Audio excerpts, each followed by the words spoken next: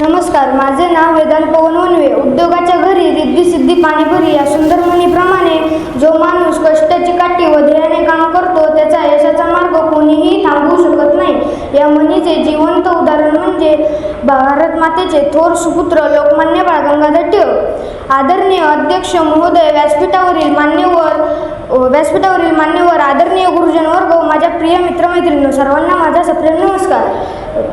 स्वातंत्र्य लढ्याचे प्रणेते, महान राष्ट्रभक्त, विद्वान, पत्रकार, समाजसुधारक व लोकांच्या मनावर अधिराज्य गाजवणारे लोकमान्य बाळ गंगाधर टिळक यांच्याविषयी मी माझे मनोगत व्यक्त करीत आहे.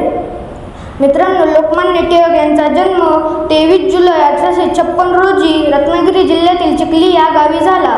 टिळकांचे वडील गंगाधर पंत हे एक शिक्षक होते. टिळक लहानपणीपासूनच अत्यंत हुशार, स्वाभिमानी व सत्यप्रिय होते. सत्याची वाट काटेरी जरी असली तरी विजय नेहमी सत्याचाच होतो हे त्यांनी आपल्या आयुष्यातल्या कृतीतून दाखवून दिले. टिळकांनी शिक्षणाला खूप महत्त्व दिले. त्यांनी न्यू इंग्लिश स्कूल यापुढे डेक्कन एज्युकेशन सोसायटीच्या संस्थापनेत महत्त्वाची भूमिका गाजवली. त्यांचे मत होते की शिक्षणामुळेच देश जागृत होईल. यानंतर त्यांनी केसरी मराठीत व मराठा इंग्रजीत ही 2 वृत्तपत्रे सुरू केली. त्या वृत्तपत्रांमधून त्यांनी इंग्रजांच्या अन्यायाविरुद्ध निर्भीडपणे आवाज उठवला. स्वराज्य हा माझा जन्मसिद्ध हक्क आहे आणि तो मी मिळवणारच, अशी त्यांची सिंहगर्जना आजही प्रत्येक भारतीयांच्या रक्तात स्फूर्ती निर्माण करते. आता मी त्यांच्या आयुष्यातील एक प्रेरणादायी प्रसंग सांगतो. इंग्रज सरकारने देशभक्तीवर लेख लिहिल्याने टिळकांना अटक झाली. त्यांना मंडाले येथील तुरुंगात टाकण्यात आले.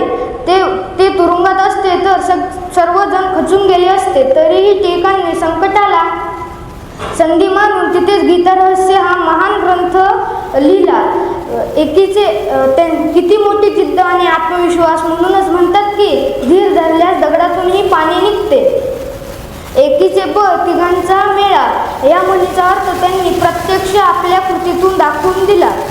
मित्रांनो, टिळकांनी सार्वजनिक गणेशोत्सव